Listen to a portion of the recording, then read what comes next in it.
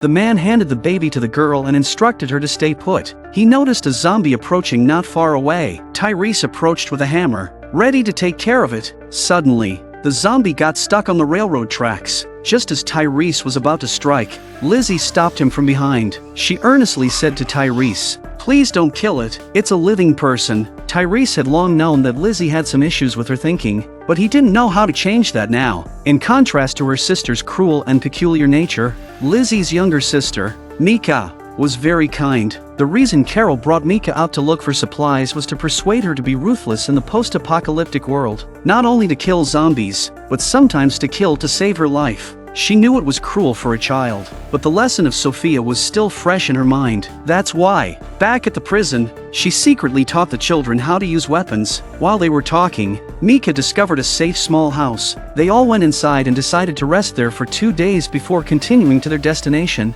At the entrance of the house, Tyrese and Carol were responsible for scouting if it was safe inside, while Lizzie and Mika waited outside with Judith. Mika, being obedient, took out her gun and was responsible for protecting her sister. Once they entered the house, Lizzie started acting neurotic again. She was worried that Carol would kill the cute zombies inside the house. Mika immediately corrected her sister's mistaken viewpoint. Just as the two of them were arguing, the door behind them unexpectedly opened, and a zombie crawled in. Mika was instantly frightened and stood up, while Lizzie, panting heavily, sat on the ground, unafraid. The sound of the gunshot also attracted Carol and Tyrese. They thought Lizzie had been scared out of her wits, but Lizzie was actually feeling an overwhelming sense of heartache. Why did everyone hate zombies? And why did nobody understand her? Carol knows what this child is thinking but believed that she could guide and enlighten Lizzie with time. In the evening, Carol comforted Lizzie for a while, and her mood improved as a result. Tyrese in a bit of a trance.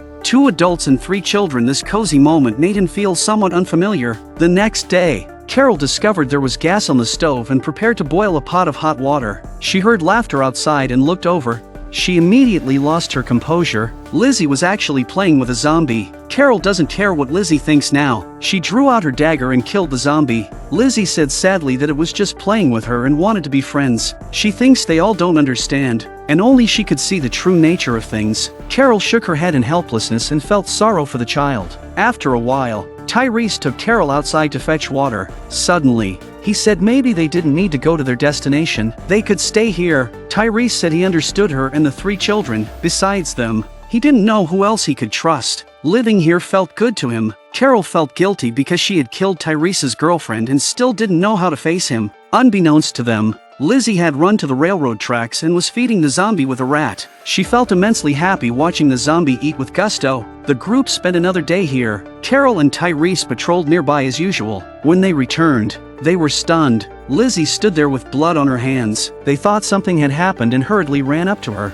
Lizzie held a bloodied knife and had a smile on her face as she said, "Don't worry, Mika will wake up. I didn't hurt her brain." Carol felt a tightness in her chest and then looked at Mika behind her. Lizzie had actually killed her own sister. Lizzie continued to smile, but now her smile had a sinister quality to it. Tyrese couldn't believe what he was witnessing, and Carol wanted to approach and take the knife from her. However, Lizzie pulled out a handgun and told them to wait, saying she would show them something. She insisted that Mika would come back to life. Tyrese whispered to her, urging her to calm down and put the gun down, but Lizzie became even more agitated. Carol knew that she couldn't provoke her and went along with her words, assuring her that they would wait. "Give her the gun first." Carol's voice trembled as she spoke, as she already considered the 2 children as her own. Finally, Lizzie handed over the handgun, but in a more twisted manner. She said that Judith would also change, implying that she planned to transform her as well. Just as they returned, Carol pretended everything was fine and asked Lizzie and Tyrese to go inside and prepare for lunch. Once they were inside, Carol's tears finally fell, and her emotions started to crumble. She was experiencing the loss of a daughter once again, especially since Mika, who was so understanding and well-behaved, now had to give her a ride herself, which made it even harder for her. Soon, the 2 of them were discussing in the room. Tyrese revealed that he had checked Lizzie's room and found a box with live mice inside. He also asked if she was the one who had been feeding the zombies by the prison fence and dissecting rabbits. It became clear that she had been doing all of these things just for amusement. After hearing this, Carol made the decision to leave with Lizzie, as she couldn't risk having Judith stay with her. It was too dangerous. Tyrese didn't want Carol to leave and suggested that they could try to change Lizzie's mindset and make her understand the danger of zombies. However, This time Carol didn't have a change of heart. She expressed with resignation that Lizzie was just that kind of person and couldn't be changed. After a while, Carol left with Lizzie. Lizzie showed no signs of feeling the loss of her sister. Instead, she appeared quite happy. Lizzie sensed that Carol's mood was down, and in a very aggrieved tone, she asked if Carol was mad at her. She wondered if it was because she had pointed the gun at Carol. Lizzie insisted that she only wanted them to wait and immediately apologized. She stood on the side, crying in distress after saying sorry. Carol watched the scene with a lot of pain in her heart. She suddenly realized that this girl was only causing harm to herself and others, without any awareness of her problematic thinking. Helplessly, she took out the gun. Their father had entrusted them to her, but she never expected it to end like this. Tyrese remained silent throughout all of this. This is probably the best outcome. After doing this, Carol walked back with a heavy heart. It was then that she saw a deer, the same deer she had asked Mika to shoot before. However, the kind-hearted child couldn't bring herself to do it. What a sensible child she was. Even when adults were in a bad mood, she would come forward to comfort them. Carol regretted not realizing it earlier. In the evening, Carol was filled with sadness. She handed the gun to Tyrese and confessed that she had killed Karen. Back then, she had to step up to protect the others. Tyrese couldn't believe that the killer was someone he had always trusted. After a few minutes of inner struggle, he chose to forgive. Everyone had their own stance in the eschatology, but he would never forget what had happened. The next day, the two of them left that sorrowful place. They are also heading to the terminal. In unpredictable post-apocalyptic world, there was a shelter called Terminus that was accepting survivors. Rick and his group decided to head there when they heard about it. Along the way, Michonne and Carl got along harmoniously, much to the delight of Rick as a father. They walk around and stop, it's like a family. In the afternoon, they came across a car on the road and decided to rest inside it for the night, continuing their journey the next day. In the evening, Rick and Michonne had a heart-to-heart conversation by the campfire, imagining the scene when they would finally reach Terminus. Suddenly, there was a disturbance in the nearby woods. Rick and Michonne immediately became alert. Soon enough, Joe and his group found them. They held a deep grudge against Rick, and 5 or 6 people aimed their guns at them. Rick wanted to resist, but he had no chance. The sleazy fat man noticed Carl inside the car. At that moment, Daryl arrived late due to hunting. When he saw the situation, the man the gang has been tracking turns out to be Rick. Just as Joe was about to execute Rick, Daryl intervened and pleaded for their lives, claiming that they were good people. Joe, of course, did not agree to this request. Daryl dropped his weapon and said let them go. Come at he if have any problem. Joe was taken aback and visibly angry. He ordered his men to brutally punish Daryl, and the fat man dragged Carl down, preparing to violate him. Michonne's composure vanished instantly. Rick gritted his teeth and said he did it alone and they had nothing to do with it. But Joe was completely unreasonable. He told Rick that they would beat Daryl to death first and then deal with the woman before handling the boy. Finally, they would kill Rick. That makes them even. The fat man pushes Carl straight to the ground and commits an obscene act. Rick, filled with rage, demanded they let him go. Instead, all he received was intensified abuse and laughter. Bear it any longer, Rick snapped. The shot made him dizzy, and then he turned quickly and punched at Joe. However, his dizziness quickly made him vulnerable, and he was subdued once again. Rick on the floor anxious as hell. Michonne couldn't bear it any longer, but she had no chance to act. Daryl, too, was beaten to a pulp and couldn't fight back. Carl on the ground, struggling helplessly, only able to hear the repulsive laughter from the fat man. Rick is still being played by Joe, who mockingly says can still turn the tables now. Unexpectedly, Rick took aim at Joe's neck and ripped open his veins with one bite. Rick wants to turn into a zombie and eat this old man alive. The turn of events was swift, catching everyone off guard. In the end, only the fatty man remained. He had lost all interest. He had to use Carl as a hostage. Rick draws Joe's dagger. Facing Rick's wrath, the fatty man's pleas for mercy fell on deaf ears. Sounding dry and feeble, Carl was in Michonne's arms listening to the sound of the knife. The first time he had ever seen his father like this.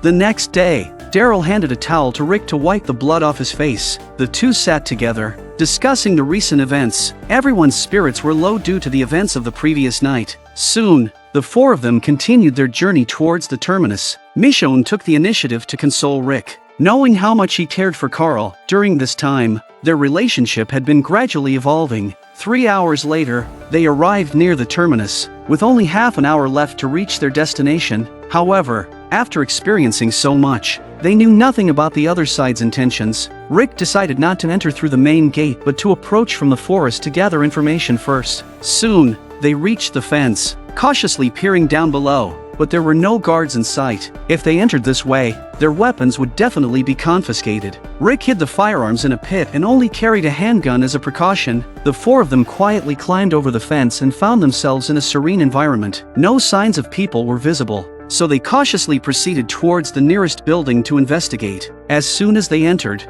they heard voices coming from a radio broadcast. Daryl peered and discovered several individuals printing maps of the Terminus. There was also a woman broadcasting information about the Terminus over the radio, hoping that survivors would hear and seek refuge there. It seemed that this place genuinely aimed to help others, which alleviated Rick's suspicions. Rick approached the woman directly and greeted her. The people printing the maps were taken aback by their sudden appearance, wondering if they had come to rob them. Rick holstered his weapon and explained that they only wanted to have a look around. The man's wariness subsided, and he spoke using their trademark phrase, "Welcome to the end of the line." The man, whose name was Gareth, looked at Rick and said that they seemed to have been wandering around outside for a long time. Rick nodded in response and proceeded to introduce Daryl and the others. Gareth stated that they could accept them but on the condition that they had to place their weapons on the ground. Rick and Daryl exchanged a glance, while Michonne, ever skeptical of others, remained distrustful. When Rick took the lead and dropped his gun,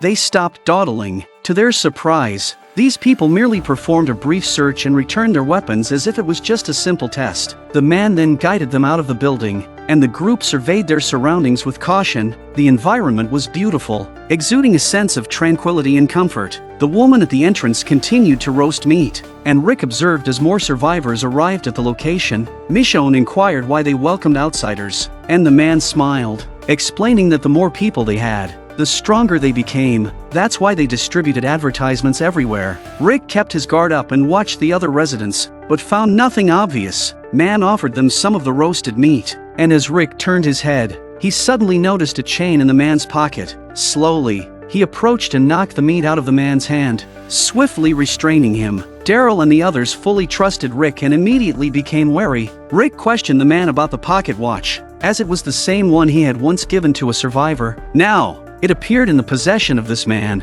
The man remained silent, and guns were pointed at them from all directions. Rick's patience wore thin, and he pressed the man again, demanding to know where the watch came from. The man, frightened, quickly confessed that he took it from a dead person. Rick nodded and in a low voice asked about the bomb suit and the poncho. He had recognized them as belonging to Glenn and Maggie. At that moment, the man called Gareth came here. It seemed he was the leader of this group. Rick straightforwardly asked him where their people were, but Gareth showed no concern for the lives of the hostages and immediately ordered his men to open fire. Bullets from the rooftop continuously blocked their path, intentionally avoiding killing them but forcing them to move in a specific direction. Rick glanced to the side and was startled to see numerous human skeletons. As they passed by several shipping containers, they heard a cry for help came from inside. In the end, their initial plan to escape through the fence was thwarted as a multitude of people already awaited them. The rooftops were also occupied by armed individuals. Gareth spoke again, ordering them to surrender their weapons.